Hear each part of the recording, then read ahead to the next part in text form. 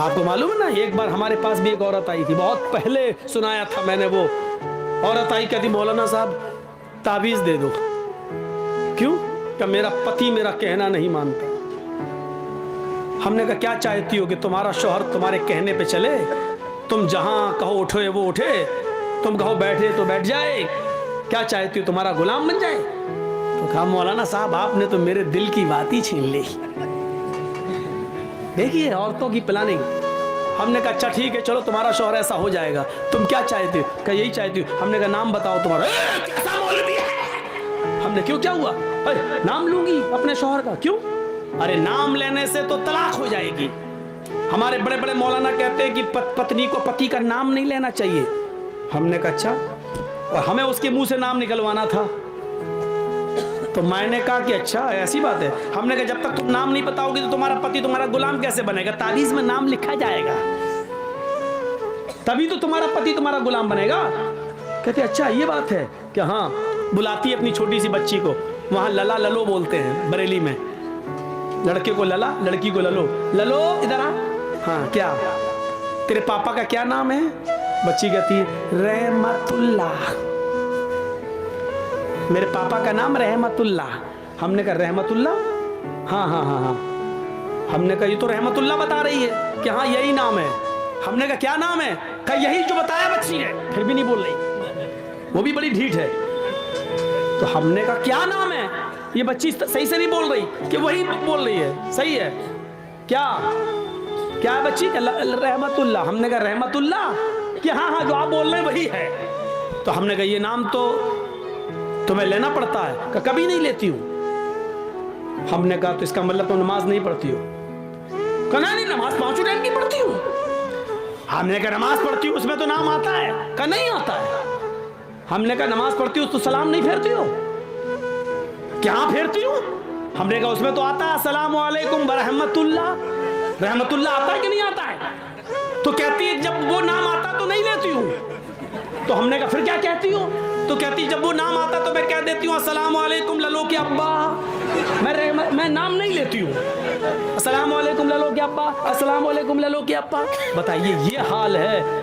اللہ کی قسم اس عورت نے یہ جملے کہے ہیں, مجھ سے کہے کہ میں نام نہیں لیتی ہوں. ہمارے مولویوں نے کہا کہ نام لیں گے تو طلاق ہو جائے گی. بتائیے لوگوں نے یہ بتا رکھا ہے, جبکہ بیوی اپنے پتی کا, بیوی اپنے شوہر کا نام لے تو یہ سنت ہے, یہ سنت ہے.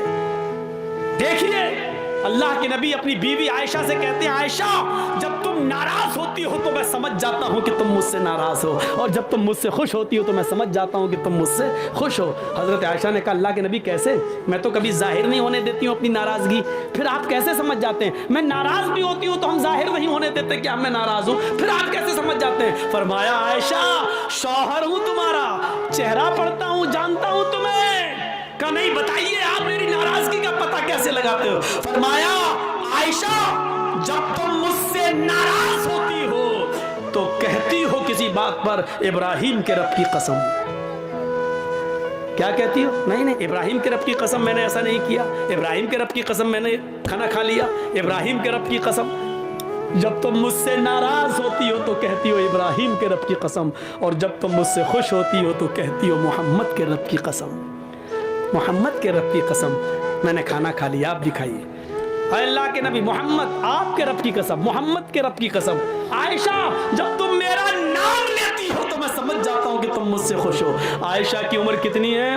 9 سال. اور اللہ کے نبی کی عمر کتنی ہے؟ 54, 54 سال. لیکن میاں اور بیوی کے درمیان اتنی لمبی عمر کا فاصلہ ہونے کے باوجود عائشہ کیا کہہ رہی ہیں؟ محمد کے رب کی قسم. اور اللہ کے نبی کیا کہہ رہے ہیں؟ نام لو. کیا کہہ رہے ہیں؟ نام نہیں لینا چاہیے.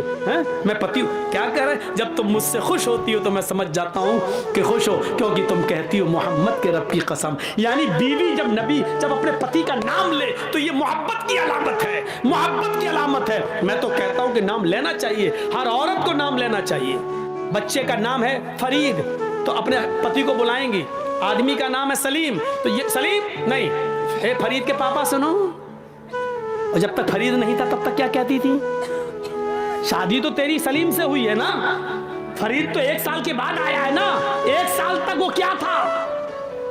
اے جی او جی, بس कहां तुमने अपने आप को बना लिया? ए जी सुनो, अजी सुनो। और जब बच्चा पैदा हो गया, ए फरीद के पापा, ए नसीम के पापा, ये अजीब सिस्टम है, नाम लो डंके की चोट पर।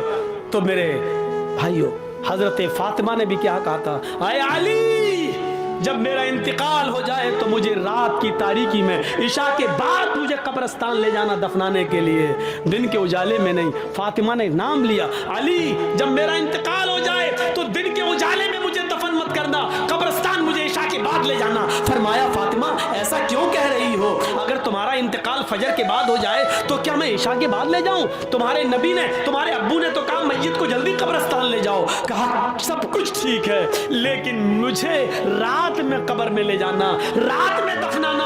कहा क्यों?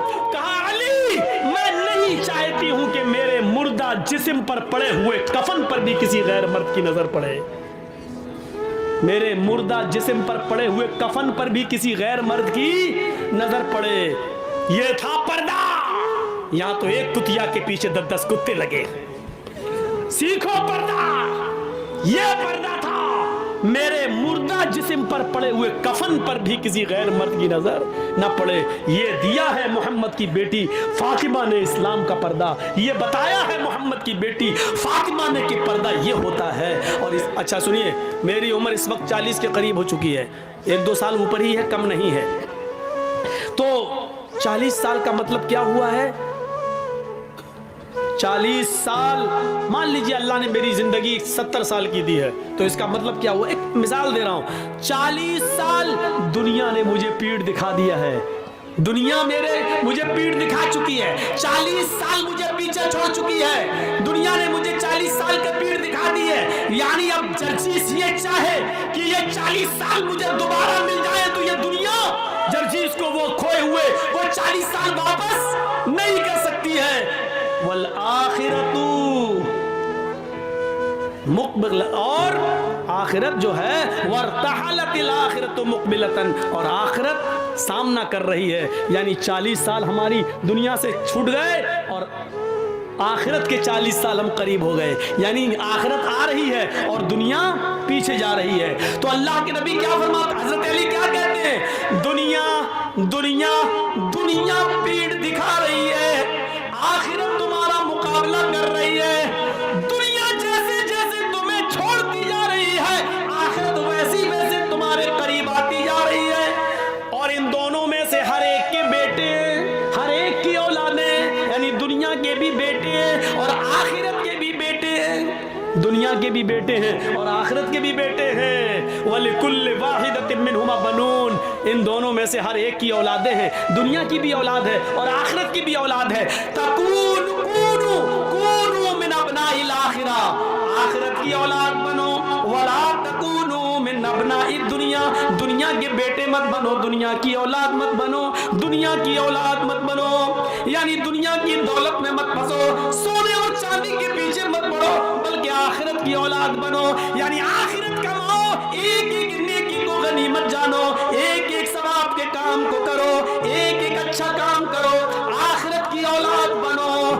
सुनो, इसके बाद हजरत अली क्या कहते हैं, दुनिया की औलाद मत बनो, आखिरत की औलाद बनो।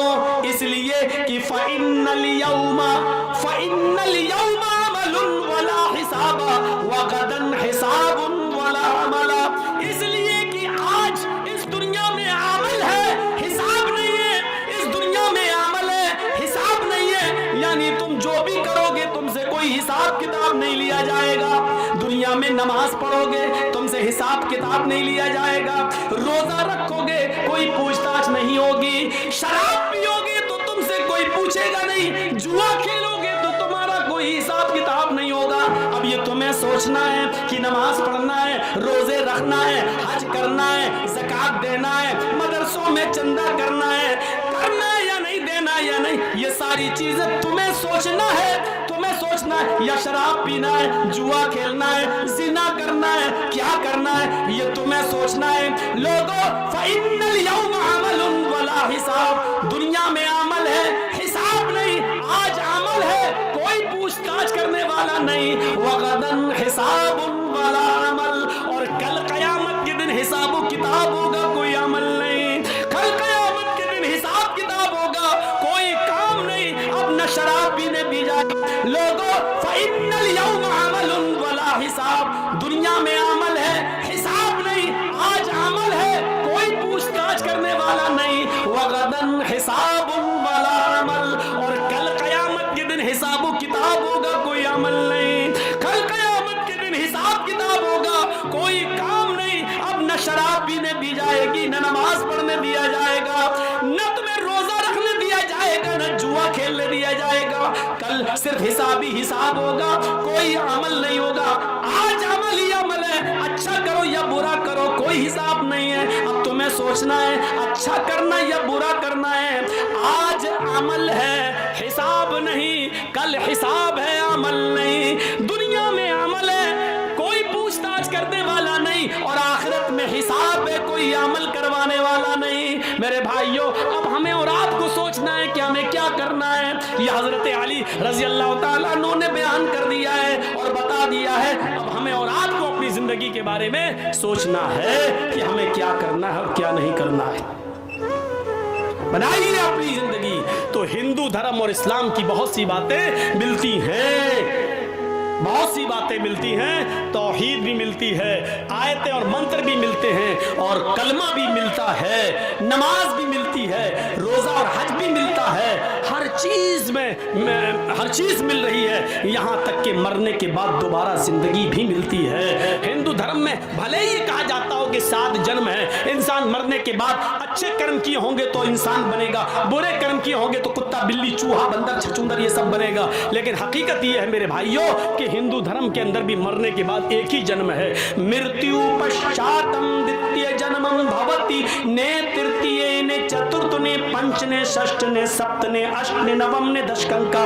मरने के बाद तुम्हारा एक दूसरा जन्म होगा, न तीसरा, न चौथा, न पांचवा, न छठा, न सातवां, न आठवां, न नवा, न 10वां। यानी मरने के बाद तुम्हें दोबारा इंसान बनाया जाएगा, तुम्हें इंसान की शक्ल में दोबारा लाया जाएगा। तुम कुत्ता, बिल्ली, चूहा, बंदर नहीं बनोगे। यही कुरान कहता है कि मरने के बाद ऐ लोगों, हम तुम्हें दोबारा जिंदा करेंगे, हम तुम्हारी हड्डियों के पोर तक को बना देंगे। क्या तुम ये समझते हो? अयहसबुल इंसानु अल्लन नजमा इज़ामा, इंसान ये सोचता है कि हम उसकी हड्डियों को हरगिज़ जमा नहीं कर पाएंगे। बला कादिरीन अला अन नुसव्विया बनाना, अरे हड्डियां तो छोड़, हम हड्डियों, उंगलियों के पोर तक बनाने के ऊपर कादिर हैं। उंगलियों के पोर क्या हैं? ये उंगली है, ये पोर है। और अल्लाह ताला ने यह उंगली क्यों कहा है? उंगलियों के पोर भी, यानी मरने के बाद इंसान की हड्डी गड्डी सब मिल जाए, सड़ जाए, गल जाए, कुछ भी हो। और जब कयामत के दिन अल्लाह जिंदा करेगा तो अल्लाह कह रहा हम हड्डी नहीं, उंगली नहीं, उंगलियों के पोर तक बनाने पर कादिर हैं। जैसा था वैसा। आज आप देख लीजिए, एक उंगली दूसरे इंसान की उंगली से अलग होती है। आपने आधार कार्ड बनवाया है, आपका वो लगा होगा फिंगरप्रिंट, आपने गए होंगे ऐसे, ये अंगूठा। क्यों? हर इंसान की एक उंगली पूरी दुनिया के इंसानों की उंगली से टच नहीं हो सकती है। देखने में बराबर लग रही है, एक जैसी है, लेकिन हर एक की अलग अलग है। मौलाना जर्जीस साहब ने इंडिया में पासपोर्ट बनवाया, फिर नेपाल चले गए, नेपाल की भी नेशनलिटी ले ली, एक मिसाल दे रहा हूँ, और उधर से पासपोर्ट बनवा लिया। अब जैसे ही पासपोर्ट बनवाने जा रहे हैं, उसने कहा चलिए फिंगरप्रिंट दीजिए। जैसे ही फिंगर हाथ रखा उंगली, उसने साफ कह दिया कि ये पासपोर्ट तो मोहम्मद जर्जीस के नाम से इंडिया में बन चुका है।